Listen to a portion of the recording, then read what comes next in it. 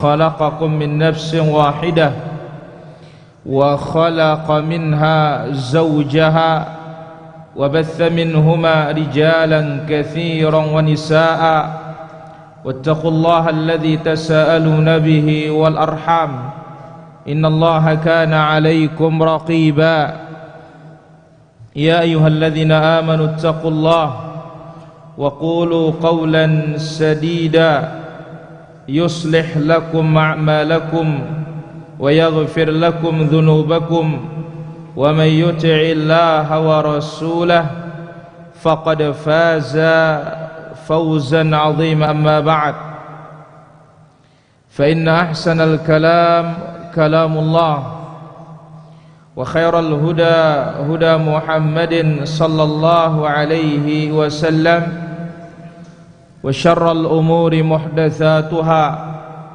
وكل محدثة بدعة وكل بدعة ضلالة وكل ضلالة في النار أيها المسلمون والمسلمات الحاضرون والحاضرات rahimani wa rahimakumullah.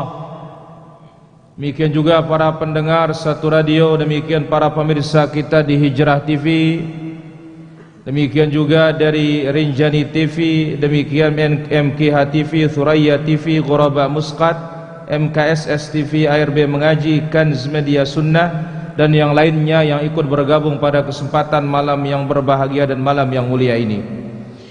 Alhamdulillah, kita pada malam ini diberikan taufik oleh Allah Azza wa Jalla bisa kembali untuk hadir di majlis ini.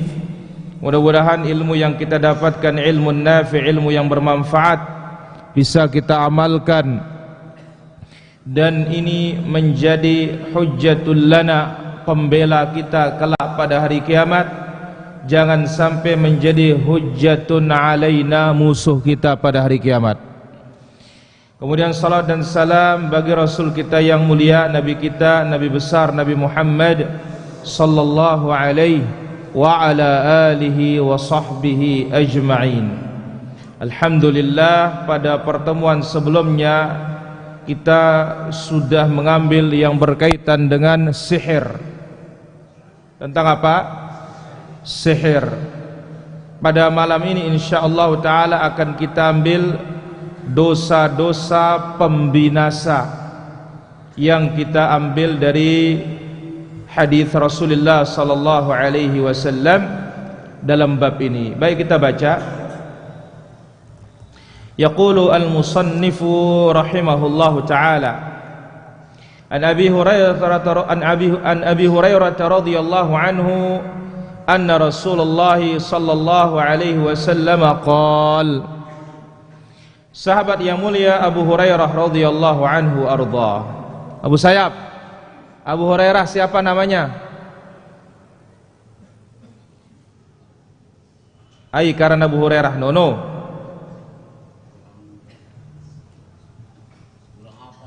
Nah, iyalah kurang hafal tiang ka. Jemaah pe hafalan dah. Baik.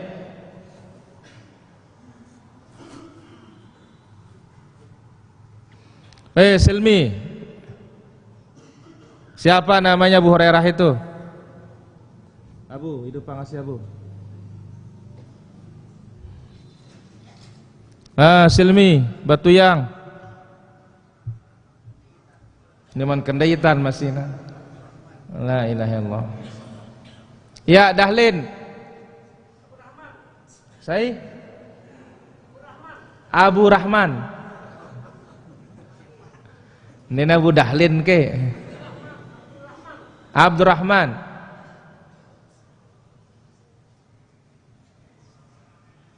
Terus saya ada Dahlin. No. Berarti ini tenau arah itu tebada arah ini no. Baik, Mami Ijan. Abdurrahman ibn Sakhar ad-Dawsi radhiyallahu anhu arda. Beliau mengatakan anna Rasulullah sallallahu alaihi wasallam qala, bahwasanya Rasulullah sallallahu alaihi wasallam bersabda, ijtanibus sab'al mubiqat, jauhkanlah 7 dosa yang membinasakan. Al-mubiqat ay al-muhlikat, dosa-dosa yang mencelakakan. Dinamakan dia mubiqat li'annaha tahliku fa'iluha fid dunya,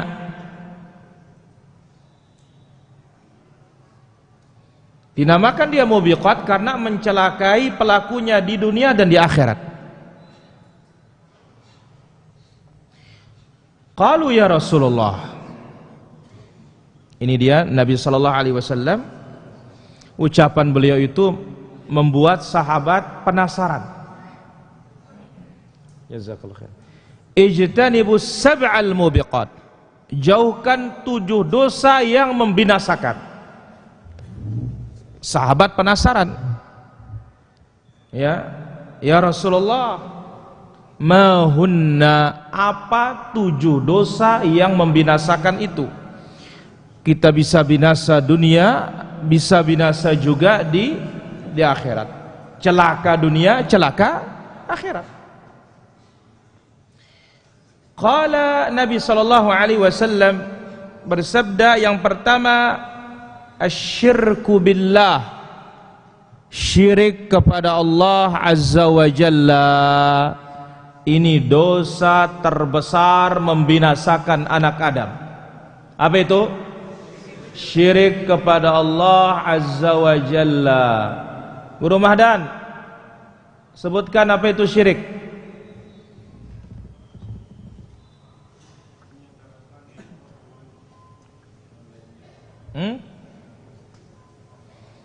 Karena ngaruh-ngaruh uruh. Baik, nampaknya ilmunya belum diingat-ingat Bapak Guru nih. Kak Abu Hur pitai julu sebeli awakna julu nih. Menyekutukan Allah. Bahasa Indonesia ini. Pak Guru Hairudin,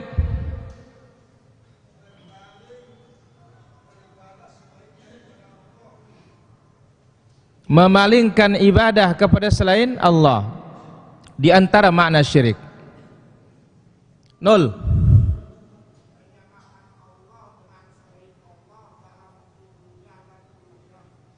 Dan ahsanta, taswiyatu ghairillah billah, menyamakan selain Allah dengan Allah. Jadi selain Allah disamakan dengan Allah dalam hak Allah, ibadah, dalam kekhususan Allah, perbuatan Allah rububiyah, dalam kekhususan Allah yaitu nama dan sifat-sifat. Jadi selain Allah ini kita samakan dengan Allah. Ibadah sepantasnya untuk Allah berikan selain Allah. Rububiyah imani hanya Allah yang mengatur, ternyata masih kita percaya ada wali yang ikut ngatur. Asmaul sifat hanya Allah yang mengetahui yang gaib, ternyata selain Allah juga kita percaya ada yang tahu yang gaib. Ini dikatakan syirik. Ini dosa pembinasa terbesar, yaitu apa? Asyirku billah. Jelas oi? Apa? Syirik kepada Allah azza wa jalla. Jelas Abu? Apa? Syirik. Oh, alhamdulillah. Syirik akbar kan Abu. Luar biasa Bu. Baik. Yang kedua was-sihru, sihir. Sudah kita sebutkan dalam bahasa ma khafiya wa latufa sababuhu wa dhahara atharuh. Secara bahasa apa yang nampak dan tersembunyi sebabnya namun nampak pengaruhnya. Adapun secara istilah ruqa, jampi-jampi, mantra-mantra, rajah-rajah, yang ditiupkan sehingga bisa berpengaruh kepada tubuh orang atau pada tubuh orang dan yang lainnya. Baik. Ini yang kedua, as-sihr. Yang ketiga, wa qatlun nafs allati harramallahu illa bil haqq, membunuh jiwa yang diharamkan untuk membunuhnya kecuali dengan hak. Membunuh nyawa yang haram untuk dibunuh. Maka Nabi SAW menyebutkan, siapa nyawa yang haram dibunuh atau nyawa siapa yang haram dibunuh, Rasul SAW bersabda, la yahillu damu mri'im muslimin illa bi ihda thalath. Tidak halal darah seorang muslim kecuali dengan salah satu dari 3 sebab yang disebut dalam hadis ini. Dalam hadis yang lain ada sebab yang lain. Mana sebab yang menghalalkan darah seorang muslim? Ats-tsayyibuz zani, berzina setelah menikah. Maka ketika ditegakkan hukum Islam ini harus apa? Dirajam. Abu, apa ran rajam, Abu? Rukun Islam. Abu. Rajam, pelentong. Abu, apa arti rajam? Ngamet. Ayo. Dilempar sampai mati. Ini namanya apa? Rajam. Yang kedua, an-nafsu bin nafsi, membunuh jiwa dengan sengaja. Maka ditegakkan namanya qisas. Yang ketiga, at-tariku lidinihi al-mufariqu lil jamaah, meninggalkan agama, memisahkan diri dari pemimpin kaum muslimin, dan ini dinamakan riddah murtad. Apa? Murtad. Nah, dari hadis ini menunjukkan bahwasanya orang Islam darahnya terpelihara. Maka membunuh orang Islam tanpa alasan agama ini adalah dosa pembinasa. Itu sebabnya hadis Nabi SAW, Nabi menyebutkan, umirtu an uqatilan nas. Allah perintahkan aku untuk memerangi manusia ini. Kapan berhenti? Hatta yashhadu an la ilaha illallah wa anna muhammadar rasulullah, sampai mereka masuk Islam, syahadatain, mendirikan salat, menunaikan zakat. Fa idza fa'alu dzalika 'asamu minni dima'ahum wa amwalahum, kata Nabi SAW. Kalau mereka lakukan itu, maka terpelihara darah mereka, terpelihara harta mereka. Ini yang pertama, yang tidak boleh untuk ditumpahkan darahnya muslim. Yang kedua, kafir zimmi, kafir mu'ahad, kafir musta'man. Zimmi, kemudian mu'ahad, kemudian musta'man. Peanto ya api pedam 5 watt mata sampai beruah. Jelas, Abu? Oh iya, jelas. Jadi ini dia 3 macam orang kafir tidak boleh untuk dibunuh. Zimmi, mu'ahad, musta'man. Zimmi yang hidup di bawah naungan negeri Islam, dan dia bayar upeti setiap tahun. Yang kedua, mu'ahad, yang punya perjanjian damai dengan negaranya, yang punya hubungan diplomatik dengan negaranya. Negara kita Ada beberapa negara dia tidak punya hubungan diplomatik. Salah satunya Yahud. Ya, bukan Israel. Israel itu nama Nabi itu. Ya, Yahudi. Jangan bilang Israel. Senang mereka. Israel Nabi Yakub. Ya. Siapa? Yahud. Ya, maka jangan bilang bagaimana Yahud. Enak katanya, masa Yahudi enak? Ya, Yahudi. Ya, tidak punya hubungan kita. Tapi kita ya bisa pelancong bisa. Nah, ketika berubah status bisa pelancong itu bukan muahad namanya, musta'man, jaminan aman, ada suaka. Jadi yang kedua namanya apa? Muahad, yang punya perjanjian damai atau punya hubungan bilateral ya diplomatik dengan negara tersebut. Kemudian yang ketiga adalah musta'man, yang minta jaminan keamanan baik dari perorangan maupun dari negara. Ada orang kafir minta jaminan keamanan dari satu orang muslim, namanya musta'man. Nah, tiga ini tidak boleh untuk dibunuh. Maka Nabi SAW sebutkan dalam hadis Al-Bukhari, man qatala mu'ahadan lam yarah raihatal jannah. Siapa yang membunuh orang kafir yang mu'ahad, ada perjanjian damai dengannya, maka yang membunuhnya tidak akan mencium aroma surga kelak pada hari kiamat. Nah, jadi di antara dosa membinasakan apa? Membunuh jiwa yang diharamkan oleh Allah membunuhnya kecuali dengan hak. Ini sudah berapa? 3. Yang keempat, wa aklur riba, makan apa?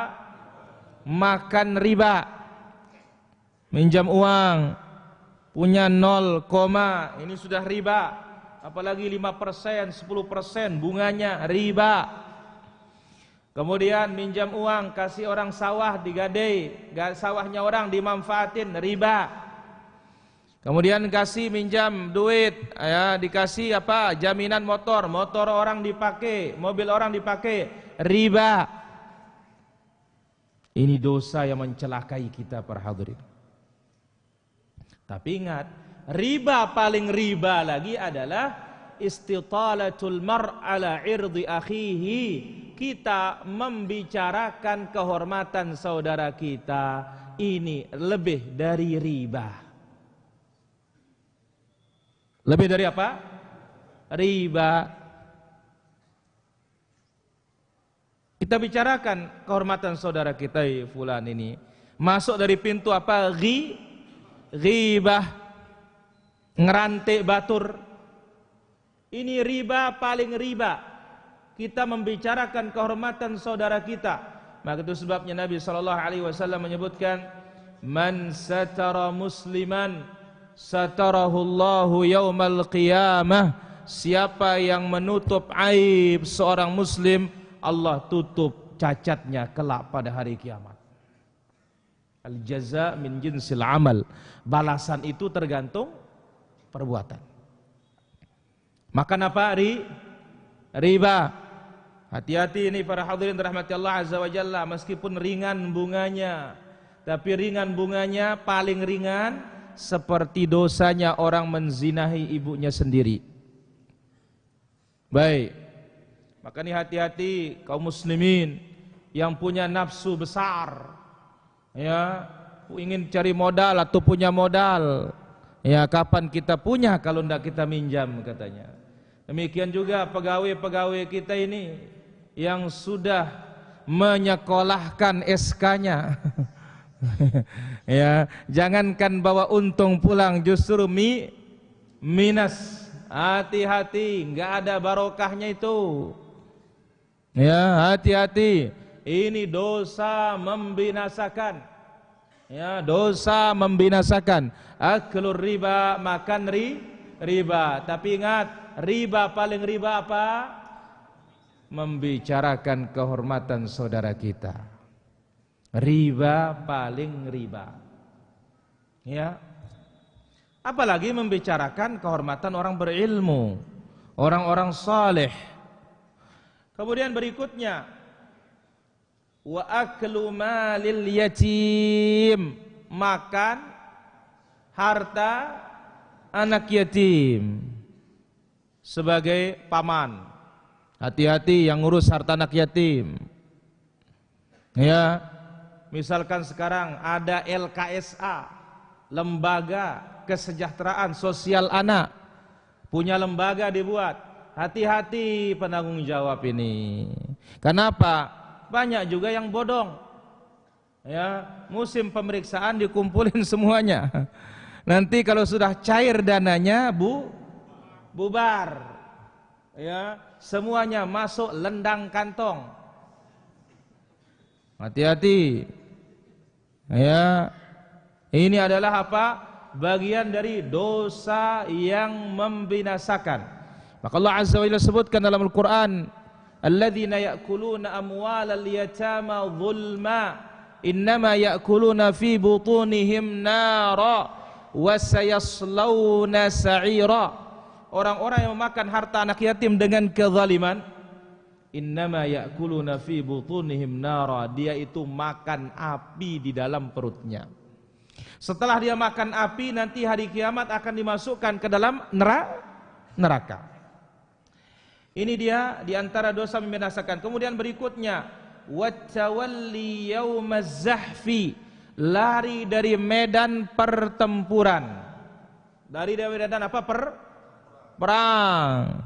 Kalau kita sudah berhadapan dengan musuh, jangan lari, tahan. Maka Allah Azza wa Jalla menyebutkan, atau Nabi SAW bersabda, apa kata Nabi SAW? Atau sebelumnya Al-Quran, idza laqitumul ladzina kafaru, ya, apabila kalian bertemu dengan orang-orang kafir, fala tuwalluhumul adbar, jangan kasih dia punggung kalian, rarat, lari. Ya. Kemudian juga telah disebutkan oleh Nabi SAW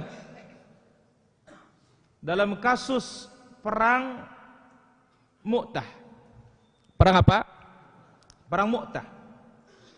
Perang Mu'tah ditunjuk oleh Nabi SAW beberapa panglima perang. Kalau yang pertama ditunjuk Abdullah bin Rawahah, kemudian ditunjuk ya Zaid ibn Harithah, kemudian ditunjuk Ja'far ibn Abi Talib. Ya, kalau meninggal fulan, kalau mati fulan diganti oleh fulan, kalau mati fulan diganti oleh fulan, sampai 3 ini disebut oleh Nabi SAW. Ada Nabi SAW berbicara dengan wahyu dari Allah Azza wa Jalla para jamaah. Maka Nabi mengatakan, lamun mati ini ganti isi ini, mati isi ini ganti isi ini. Ternyata benar, semuanya syahid, semuanya mati syahid. Apa yang terjadi? Saat itu dipeganglah ya tampuk kepemimpinan panglima perang oleh Khalid ibnul Walid. Khalid ibnul Walid dalam sejarahnya hatta zaman jahiliyah tidak pernah kalah yang namanya perang itu para jamaah. Taktik luar biasa. Ya, dilihat keadaan seperti itu, ya dia perbaiki, dia robah aturan peperangan. Sayap kiri dipindah sayap kanan. Jelas aku? Ayo. Ya, sayap kiri dipindah sayap kanan. Ya, yang tadi menyerang di depan dipindah menjadi belakang, yang belakang maju menjadi depan. Sehingga terkesan oleh musuh nampaknya ini pasukan baru terus yang datang ini. Sambil terus mundur, sambil terus mundur, sampai terus mundur, selamatlah sampai ke Madinah pasukan ini. Ibnu Umar radhiyallahu anhu mengatakan, takut dia. Takut apa? Ini kita ini bagian dari apa? Lari dari medan perang. Lari medan kenapa? Mundur teratur dengan taktik dan siasat perang. Selamatlah pasukan yang sedikit ini karena jumlah tidak seimbang, benar-benar tidak seimbang. Sangat tidak seimbang jumlah saat itu. Nah, apa kata Ibnu Umar? Nahnul farin ya Rasulullah. Ya Rasulullah, malu kami ini lari dari medan tempur ini katanya. Apa jawaban Nabi SAW? La antumul karun. Kalian itu adalah al-karun. Mundur sedikit, maju, mundur selangkah, maju 10 langkah. Istilahnya apa? Kalian sedang mencari siasat. Kenapa? Karena takut para sahabat yang namanya lari dari medan tempur ini dosa apa? Dosa besar. Ya, dosa besar. Tawalli yaum az-zahf. Baik. Kemudian berikutnya yang ketujuh, wa qadhful muhsanatil ghafilatil mu'minat. Menuduh al-muhsanat, wanita-wanita yang muhsan, yang suci, ya. Menuduh wanita-wanita yang suci, al-mahfuzat, yang terjaga dari zina, ya. Kemudian al-harairul afifat, wanita-wanita merdeka yang suci, dituduh dengan tuduhan apa? Zina. Al-ghafilat anil fawahish, ya, yang jauh dari kekejian, itu yang dituduh. Yang beriman kepada Allah dituduh melakukan zina. Ini dia para hadirin dirahmati Allah Azza wa Jalla, yang disebut dalam hadis ini ada 7 dosa yang ini semuanya dikatakan kabairudz dzunub, dosa-dosa besar. Pertanyaannya, apakah yang 7 ini hanya sebatas 7? Apakah pituk doang? Ibnu Abbas radhiyallahu anhuma mengatakan, hiya ila sab'ina aqrab minas sab'ah, atau kama qala radhiyallahu anhu. Hakikatnya dosa besar pembinasa ini lebih dekat kepada 70 ketimbang 7. Lebih dekat kepada berapa? 70 ketimbang 7. Banyak dosa-dosa besar. Di antaranya apa? Main catur. No, arah kegirang main catur ini. Main catur termasuk, ya, disebutkan dalam Sahih Muslim. Maka hati-hati para hadirin. Baik. Apa penjelasan dari ayat hadis yang mulia ini? Rasulullah sallallahu alaihi wasallam perintahkan kita sebagai umat, dan ini bentuk kasih sayang, supaya menjauhi 7 kejahatan pembinasa. Nah, ketika Nabi sallallahu alaihi wasallam menyebutnya, tentu ini adalah bentuk nasihat.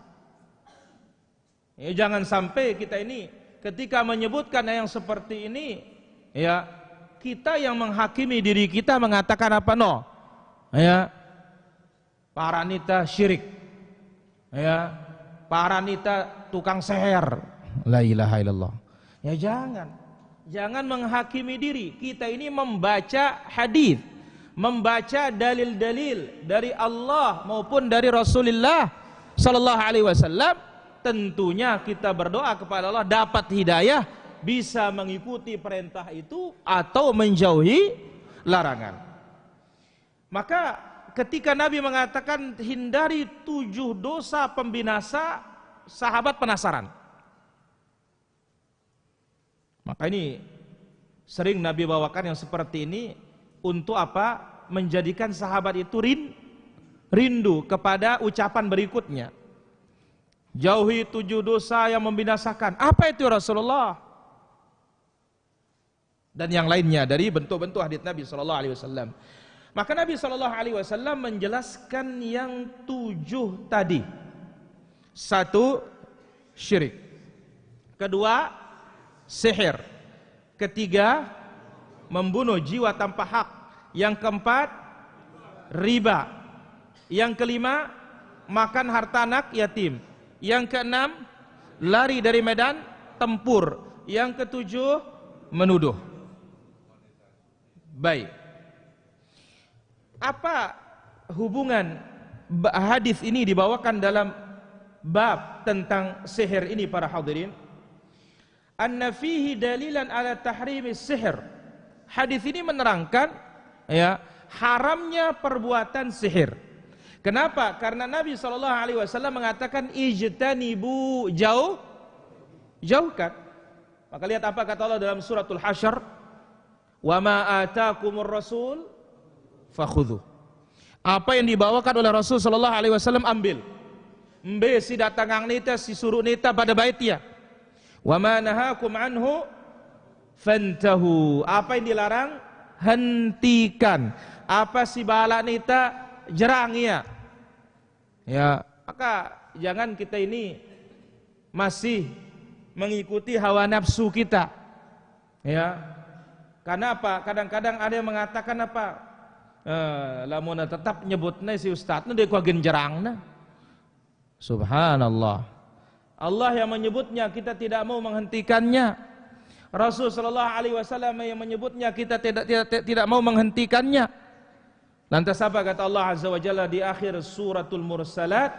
Fabi ayyi haditsim ba'dahu yu'minun.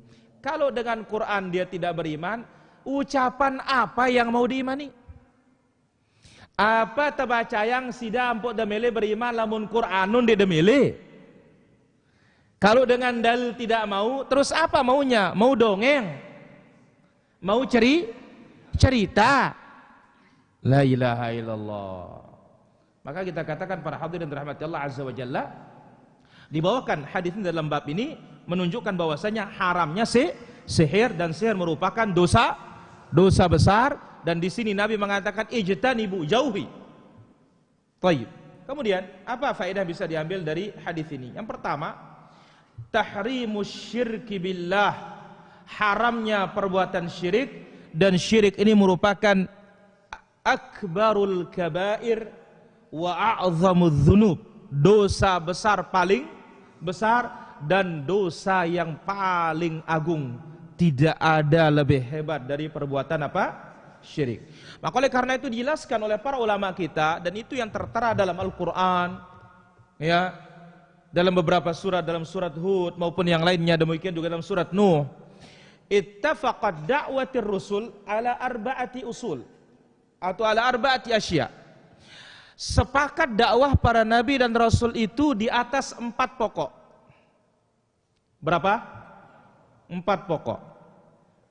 Pokok yang pertama adalah ad-da'watu ila tauhid wa nabdhish syirik.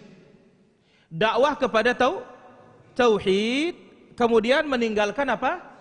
Kesyirikan. Sepakat.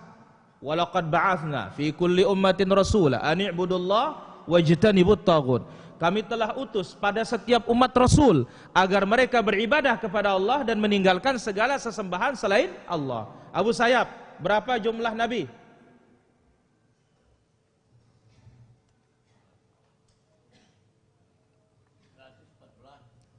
114. Surat Quran nono 114. Ya, ke jumlah nabi ja. Baik.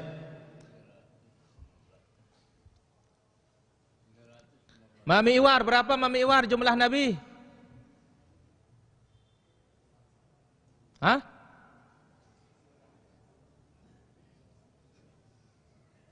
Pira Mami?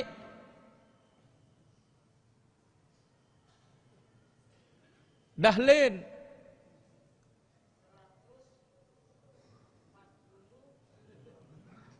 144.500. Oh, Masya Allah, barakallahu fiik. 124.000. Baik, dari 124.000 itu rasulnya berapa Abu Sayyab? Kira-kira rasul tengone sebut penono.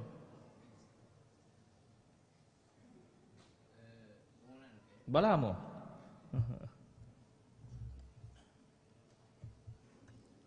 Lupa ida nenek. Guru Mukim 315. Sepakat semuanya itu dakwahnya apa? Dakwatu ila tauhid wa nabdhish syirik. Yang kedua, ini disepakati oleh para nabi dan rasul, dakwatuhum qaumahum ila tibaihi. Setiap nabi itu ya mengajak kaumnya untuk mengikuti dirinya, mengikuti apa yang didakwahi, taat kepada nabinya, taat kepada rasulnya.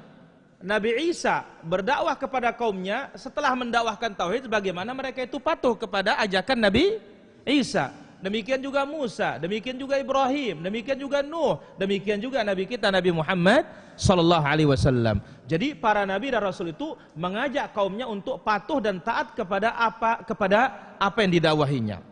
Kemudian yang ketiga, yang disepakati oleh para nabi dan para rasul, yaitu ad-da'watu ila taqwa, ajakan untuk apa? Bertakwa. Maka itu sebabnya Allah Azza wa Jalla menyebutkan dalam Al-Quran, وَلَقَدْ وَصَّيْنَا الَّذِينَ أُوتُوا الْكِتَابَ مِنْ قَبْلِكُمْ وَإِيَّاكُمْ أَنِ اتَّقُوا اللَّهَ. Kami wasiatkan kepada kalian dan orang-orang yang diberikan kitab sebelum kalian agar mereka bertakwa kepada Allah. Kemudian yang keempat, dan yang ketiga apa?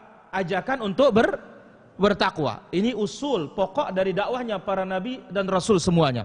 Kemudian yang keempat adalah al-istighfar, ajakan untuk istighfar, untuk minta ampun kepada Allah Subhanahu wa taala. Maka lihat di awal surat Nuh, inna arsalna nuhan ila qaumihi an anzir qaumaka min qabli an ya'tiyahum adzabun alim. Qala ya qaum inni lakum nadhirum mubin ani budullah wattaqu. Ya.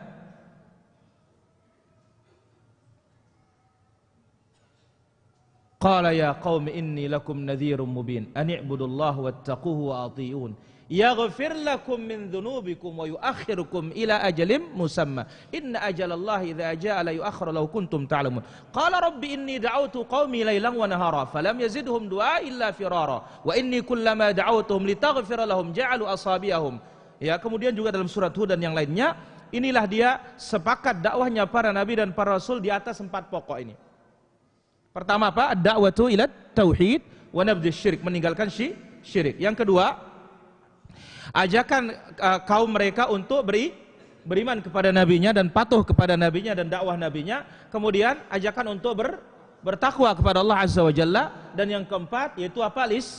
Al-istighfar. Taib. Faedah berikutnya, tahrimus sihir, haramnya sihir. Dan sihir merupakan kabairudz dzunub yang menghancurkan dan termasuk nawaqidul Islam, pembatal Islam. Yang ketiga, tahrimu qatlin nafs bighairi haq, haramnya membunuh jiwa tanpa hak. Maka oleh karena itu para hadirin rahmati Allah Azza wa Jalla, betapa pentingnya fiqhul jihad. Ya, karena orang masuk ya membunuh dengan tanpa hak, dengan pintu yang ada syubhatnya, menggunakan apa? Pintu jihad. Padahal jihadnya di seberang lautan, dia pun berada di seberang lautan. Maka perlu hati-hati. Kemudian yang keempat, bolehnya membunuh jiwa apabila dengan hak, seperti qisas, seperti orang murtad. Kemudian orang yang berzina sudah menikah, tetapi yang menegakkannya siapa? Penguasa, bukan kelompok, bukan juga person atau pribadi. Kemudian yang kelima, haramnya riba dan besarnya bahaya riba. Tidaklah terjadi mahalnya harga dan semisalnya para hadirin ini, melainkan pengaruh dari apa? Riba. Pengaruh riba, salah satu pengaruh riba adalah mahal. Ya. Kenapa? Karena orang minjam duit pakai usaha. Dia sudah pikir, kalkulasikan bahwasanya ini berapa bunga yang harus di-store, kemudian berapa dapatnya. Sudah 2 ini. Belum dia sewa toko berapa, belum dia pikirkan kulinya berapa, belum dia pikirkan jasa pengirimannya berapa. Ayo, setelah dikalkulasikan pengeluaran ditambah dengan pembayaran ribanya, berapa nanti dia akan narik dari pelanggan itu. Baik. Kemudian faedah berikutnya, tahrimul i'tida ala malil aitam, haramnya untuk mengambil ya dan menguasai atau mencelakai atau memanfaatkan dan mengambil haknya atau hartanya anak-anak yatim. Al-yatim yaitu selama dia belum balik dikatakan apa? Yatim. Karena Nabi SAW sebutkan la yutma ba'dal bulugh, tidak ada namanya yatim kalau sudah balik. Kalau sudah balik berhenti namanya yatim. Kemudian faedah berikutnya, tahrimul firar yauminaz zahab, haramnya lari dari medan tempur. Itu sebabnya Nabi bersabda, la tatamannau liqa'al adu, jangan kalian berangan-angan bertemu dengan musuh, tetapi kalau bertemu sabar.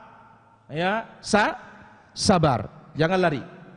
Faedah berikutnya, tahrimul qadh bizina wal liwat, haramnya menuduh dengan zina atau homoseks kecuali dengan bukti syahadah 4 orang. Kalau tidak cukup 4, maka akan melayang di punggung kita cambukan. Kenapa? Menuduh tanpa bukti. Kemudian yang terakhir, anna qadhul kafir laisa minal kabair. Adapun menuduh orang kafir itu bukan termasuk dosa besar. Menuduh orang kafir bukan termasuk. Yang disebut dalam hadisnya adalah menuduh wanita yang beriman. Saya kira demikian apa yang bisa kita ambil pada kesempatan malam hari ini. Wal ilmu indallah, sallallahu alaihi wasallam, baraka ala abdika rasulika Muhammad wa ala alihi washabihi ajma'in. Walhamdulillahi rabbil alamin. Kita azan dulu baru kita tanya jawab.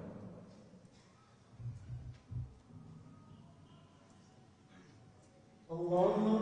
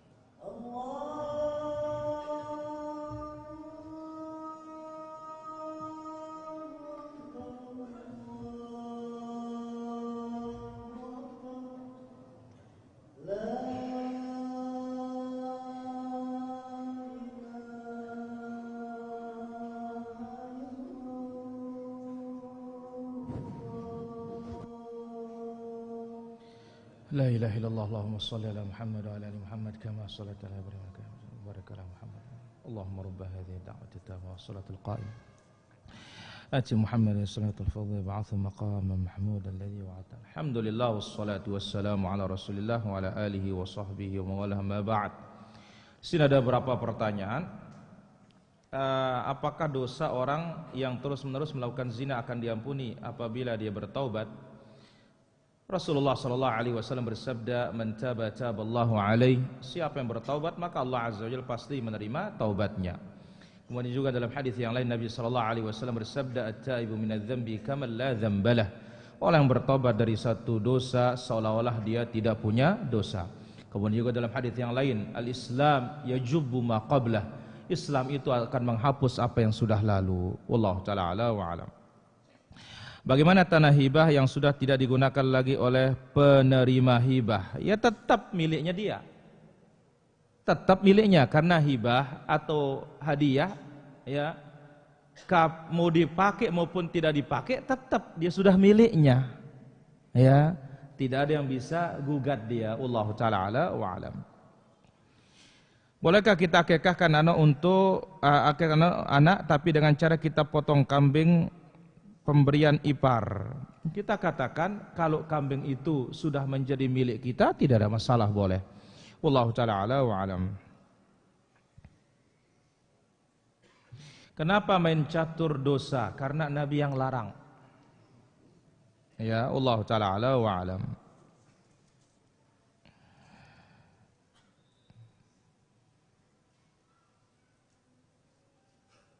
Seorang bunuh diri dikarenakan oleh seseorang, apakah secara tidak langsung orang tersebut telah membunuh orang yang bunuh diri? Kita katakan musabbibat, penyebab, iya. Ya, bisa masuk dalam bagian dari pembunuh. Wallahu taala ala wa alam. Bolehkah kita berhutang di bank dengan alasan darurat? Kalau mau mati ya, kalau enggak mati jangan. Tapi mungkinkah orang bank akan ngasih kalau mau mati? Enggak mungkin. Kenapa? Jemaah mati enggak mungkin dikasih. Ya, enggak bakalan dikasih. Oh, dia stroke ini, oh enggak dikasih. Kenapa? Ini sudah tidak produktif sudah ini. Ya, Allah taala ala wa alam.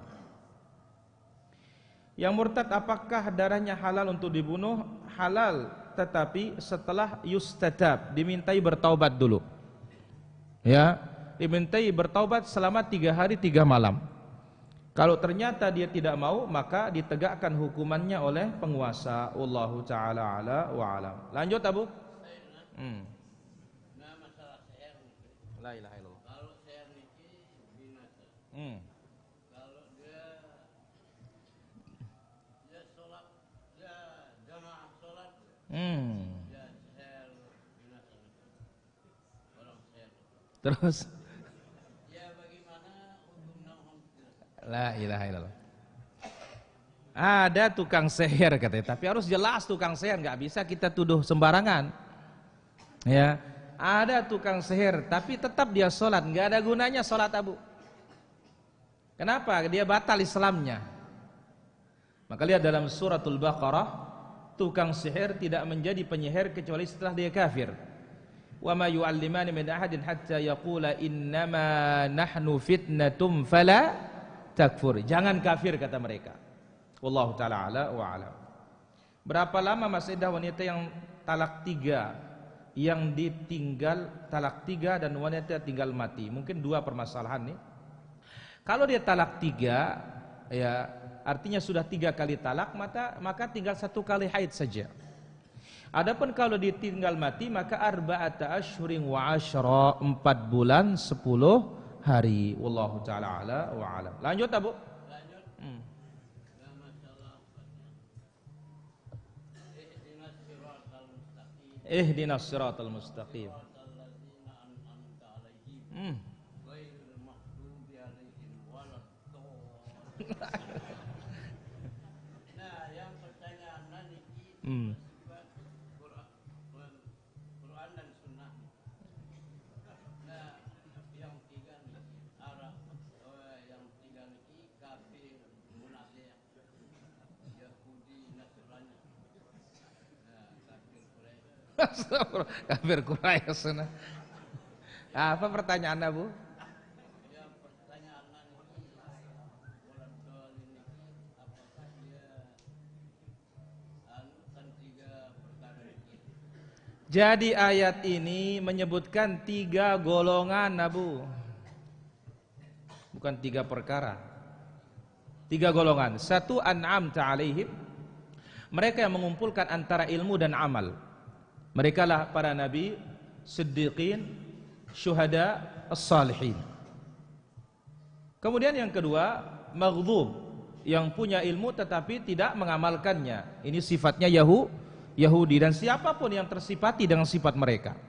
Yang ketiga adalah ad-dhalin, yang sesat, sifatnya Nasrani, mereka rajin beramal tapi tidak pakai dalil.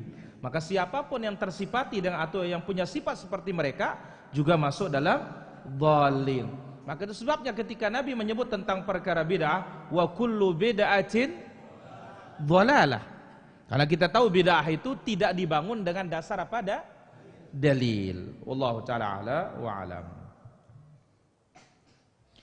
Bagaimana hukum menikahkan wanita yang sudah hamil? Kita katakan bahwasanya Syekhul Islam dan yang lainnya tidak boleh dinikahkan kecuali dengan syarat pertama dia tobat dulu kepada Allah Azza wa Jalla. Kalau dia belum tobat nggak boleh. Kemudian syarat yang kedua, al-istibra, harus bersih dulu perutnya. Ya. Adapun al-Syafi'iyah mengatakan boleh kapanpun.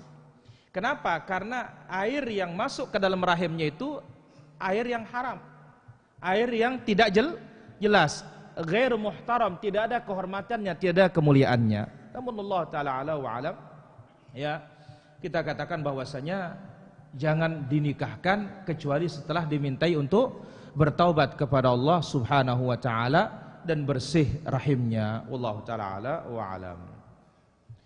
Apakah ada keutamaan berdoa dengan cara menempel di Ka'bah?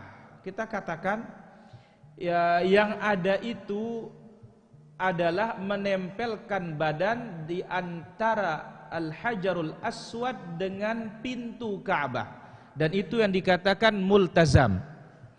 Cuma ditahqiq, diteliti, itu bukan tempat yang mustajab. Tapi kalau mau berdoa, yang lebih mustajab adalah di dalam Al-Hijr, Hijr Ismail. Dan Nabi SAW menyebutkan dalam haditsnya, sallu fi musallal akhyar washrabu syurbal abrar. Salatlah kalian di tempat orang-orang pilihan dan minumlah minuman orang-orang yang berbakti. Mana dia musallal akhyar disebut, itulah dia di Al-Hijr, di dalam Hijr yang berbentuk tapal kuda huruf U. Adapun minumannya orang-orang bakti adalah minum zam-zam. Saya kira demikian para hadirin apa bisa kita ambil pada kesempatan yang berbahagia dan mulia ini. Mohon maaf atas segala kekurangan dan kesalahan, karena kita sebentar lagi menyaksikan akad nikah insyaallah taala. Wassallallahu wasallam wa baraka ala abdika wa rasulika Muhammad wa ala alihi wa sahbihi ajma'in. Subhanakallahumma bihamdik asyhadu an la ilaha illa anta astaghfiruka wa atubu ilaik. Wassalamu alaikum warahmatullahi wabarakatuh.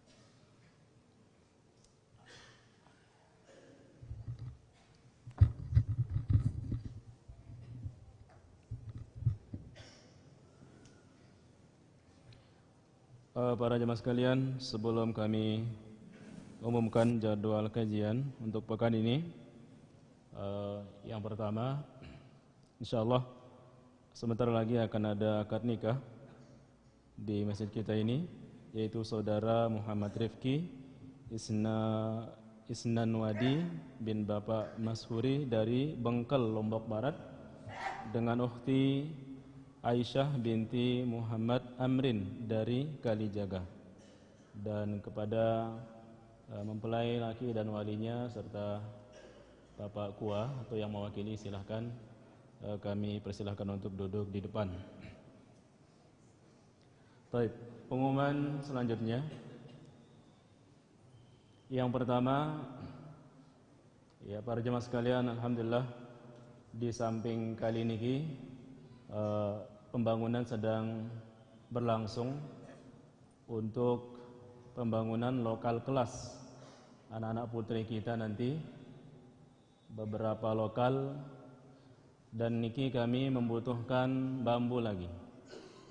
Jadi kita harapkan kepada antum, ketua-ketua pengajian masing-masing daerah pengajian, daripada jamaah niki, dimulai kita mengeluarkan bambu niki, nyugulang bambu atau ampel, ukurannya berapa sih? 4 meter seperti biasa. Di masing-masing kampung daerah pengajian, sila pada tongang kita bambu niki langsung ke markas sekarang.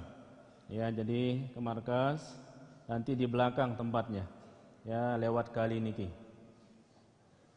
Antum sebagai ketua pengajian daripada jamaah ta, ya pada jawang kita bambu niki, tingginya atau panjangnya 4 meter, selaku ketua pengajian niki pada jamaah ta. Dan niki kita sangat membutuhkan segera niki, karena pembangunan niki sudah mulai. Kita sangat butuhkan segera bambu-bambu niki. Insyaallah mudah-mudahan sebagai amal jariah kita bareng-bareng. Kemudian mengenai PPDB, penerimaan santri baru atau pendaftaran santri baru, insyaallah tinggal 4 hari lagi pendaftaran akan nutup. Maka oleh karena itu kami harapkan kepada pelungguh yang belum mendaftarkan anak jari niki, baik jenjang TK, SD, SMP, SMA, serta Ahmad Ali, baik putra dan putri, sila masih ada kesempatan, tinggal 4 hari, jangan sampai terlambat. Ya, tinggal 4 hari dari sekarang ini. Baik, jadwal kajian kita pekan ini, Rabu besok di Kembang Karang Daya akan diisi oleh Ustaz Musta'in. Kemudian Kamis di Dasan Bantet akan diisi oleh Ustaz Zainul Fikri. Jumat di Suntalango akan diisi oleh Ustaz Falihin. Sabtu di Jorbat akan diisi oleh Ustaz Mizan. Ahad yang pertama kajian kita bertempat di Dasan Bage Proyek, ini akan diisi oleh Ustaz Firdaus. Kemudian pada hari itu juga kajian kita bertempat di Masjid Nurul Falah Sembalun Bumbung, yang waktunya ba'da salat asar, ini akan diisi oleh Ustaz Mizan. Kemudian hari Senin kajian kita bertempat di Montor Sugia, akan diisi oleh Ustaz Zainul Arifin. Kemudian kajian malam hari yang diisi oleh Ustaz Mizan. Besok malam Kamis bertempat di Epicentrum Lombok Barat, Mataram. Kemudian malam Jumat di Kampung Karya Batu Beli. Malam Sabtu libur. Malam Ahad di Dasan Bage. Malam Ahad di Dasan Bage. Malam Senin di Cepak Daya. Malam Senin di Cepak Daya. Dan malam Selasa di Masjid Aisyah Lawata, Mataram. Kemudian kajian Jumat pagi di sini insyaallah akan diisi oleh Ustaz Sufyan Bafinzen. Dan berikutnya pada malam Rabu yang akan datang, kajian akan diisi oleh Ustaz Abdullah Husni. Itu saja, jazakumullahu khairan.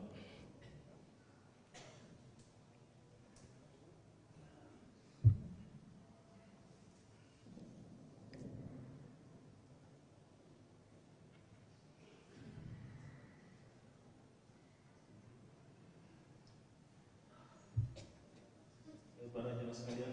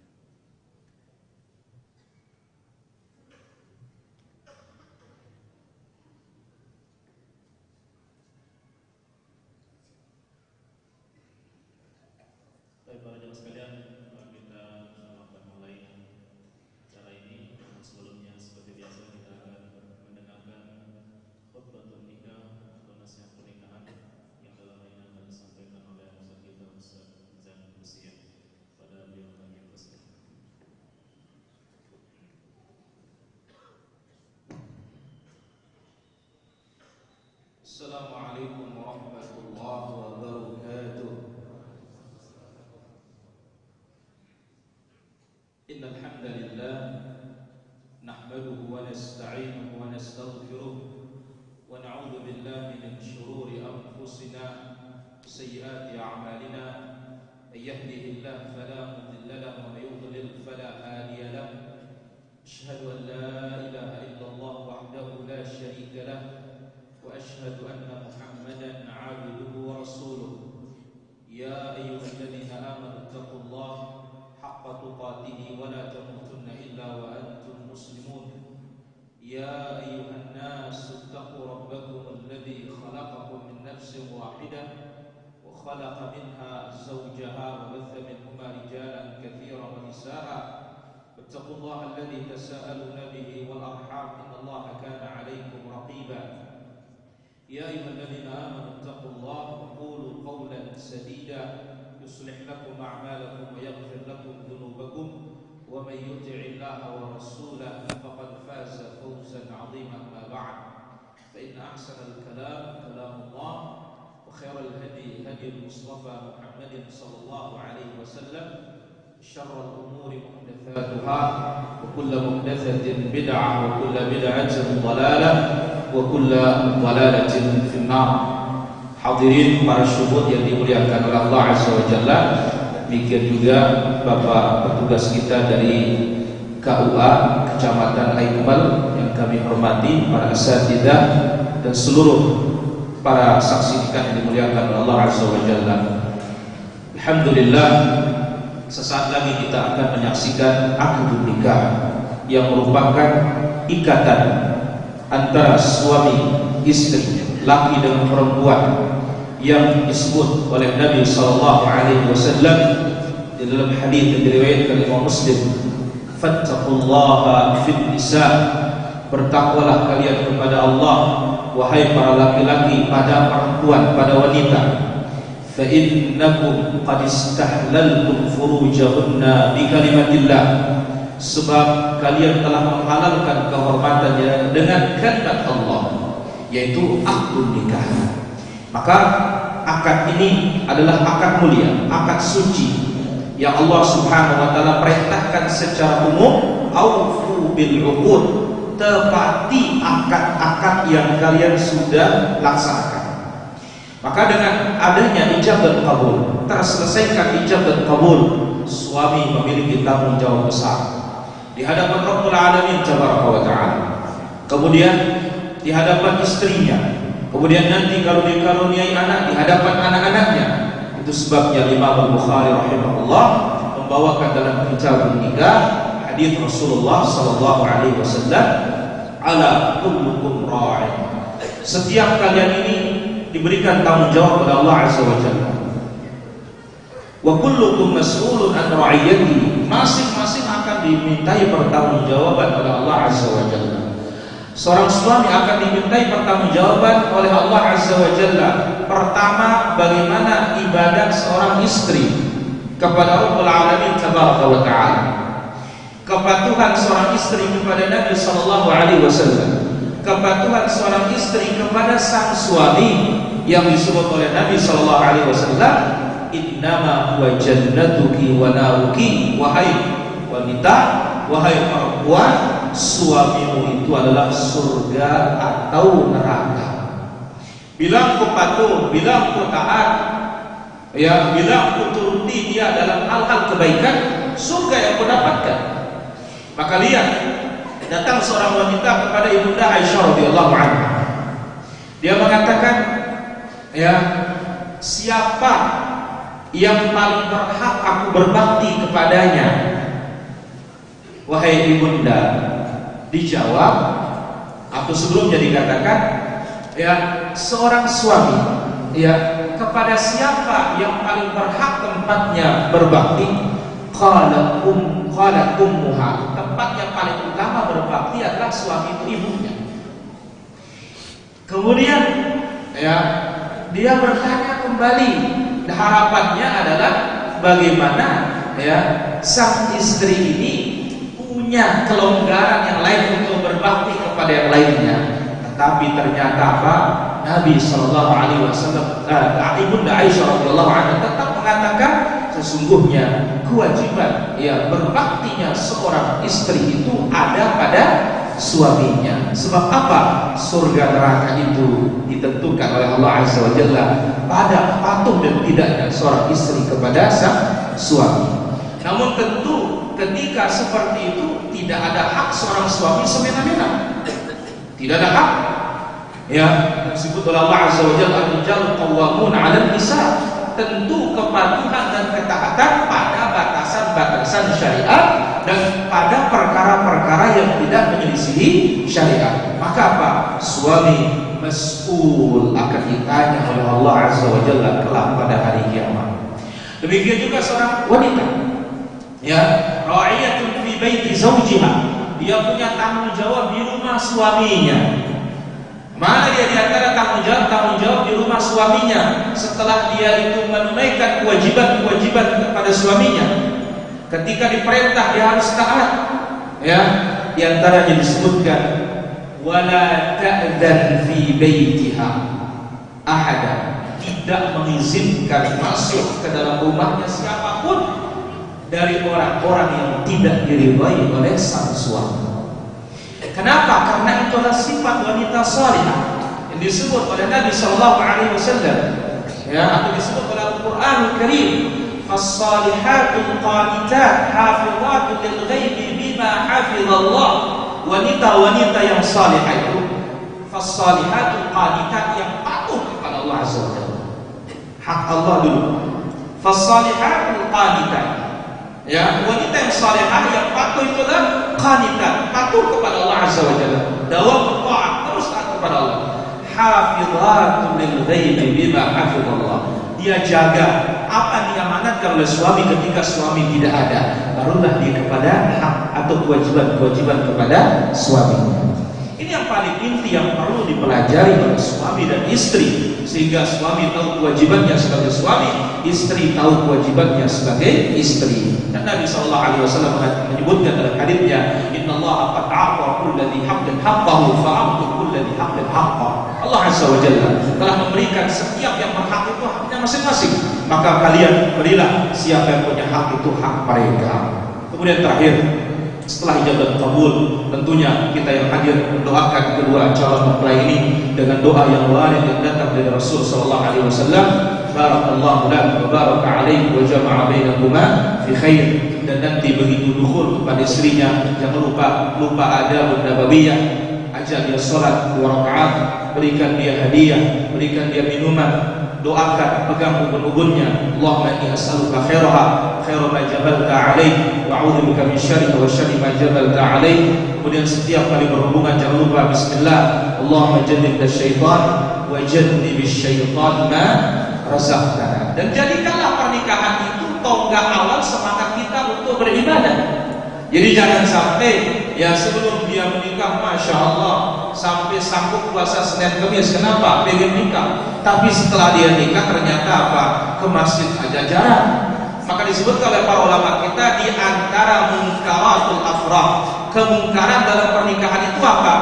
Yaitu pengantin yang sedang berbulan madu tidak pernah menghadiri jamaah. Juga tidak pernah, dan bahkan uzur melaksanakan sholat Jumat.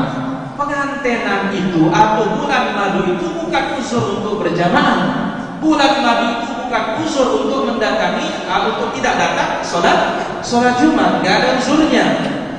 Kapan uzur berjamaah? Hujan sampai ke masjid ukuran basah kita. Kapan sakit? Baru uzur berjamaah. Kalau nikah bukan uzur berjamaah, nikah semangat berjamaah. Saya kira demikian, semoga bermanfaat. Wassallallahu ala nabiyina Muhammad wa ala alihi washabihi ajma'in. Walhamdulillahi rabbil alamin. Assalamualaikum warahmatullahi wabarakatuh. Alhamdulillah wa syukurlah wa ba'd. Kalau para asatidzah wabil khusus Al-Mukarram Bapak Ustaz Haji Rizal Rusia, ta'ala fi kulli hayati, amin. Para penyelenggara nikah yang Allah, sebelum ijab kabul kita saksikan, terlebih dahulu kami permalukan bahwa persyaratan administrasi kedua calon mempelai sudah diperiksa dan alhamdulillah dari hasil pemeriksaan baik secara umum syar'i maupun peraturan perundang-undangan, keduanya tidak ada halangan untuk melaksanakan ijab dan kabul, sehingga kutipan akte nikah atau buku nikah dengan nomor akte 0543/029/12 Romawi dari 2021 sudah ditandatangani dan insyaallah setelah nikah dan diserahkan kepada orang mempelai. Demikian pula dari setiap pendaftaran pengumuman tentang nikah ditempelkan pada pengumuman keputusan Jawa Tengah selama 10 hari sampai dengan malam hari ini. Keduanya tidak ada yang menghalangi atau mencegah pernikahannya, sehingga akad nikah dan ijab kabul dapat dilaksanakan pada malam hari ini dengan wali nikah, wali nasab dan ayah kandung dengan mas kawin seperangkat pakaian sholat dibayar tunai. Keduanya tidak mengadakan perjanjian perkawinan dan calon istri terpindah kepada calon suaminya untuk membaca sikat berkala dengan saksi-saksi. Saksi satu bapak kawin oh gitu, dilaporkan sama kawinnya hanya sebagai sholat atau bahannya lama itu seperangkat pakaian sholat dan emas 8,4 gram. Ya, pakaian sholat juga ada ya? Pakaian sholat dan cuma emas saja. Oh, enggak. Kita ulangi, mas kawinnya adalah emas sebanyak 8,4 gram. Besok kita lupa bahwa ini dilaporkan bukan seperangkat pakaian sholat saja. Maka harus apa? Oh iya. Jadi besok kita lupa ya. Saya di. Jadi demikian. Saksi pertama Pak Kadus Sepeda Kawan, saksi kedua siapa? Jadi mulai perempuan. Ya, Pak Hasan.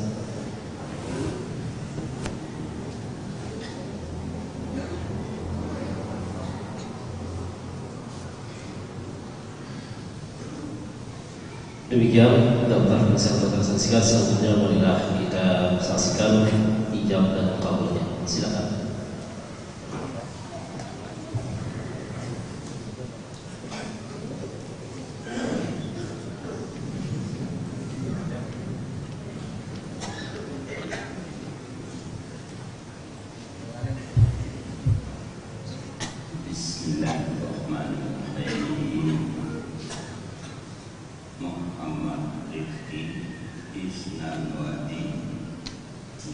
Bapak Masudi, saya nikahkan engkau dengan anak saya Aisyah dengan mas kawin 8,4 gram emas dibayar tunai.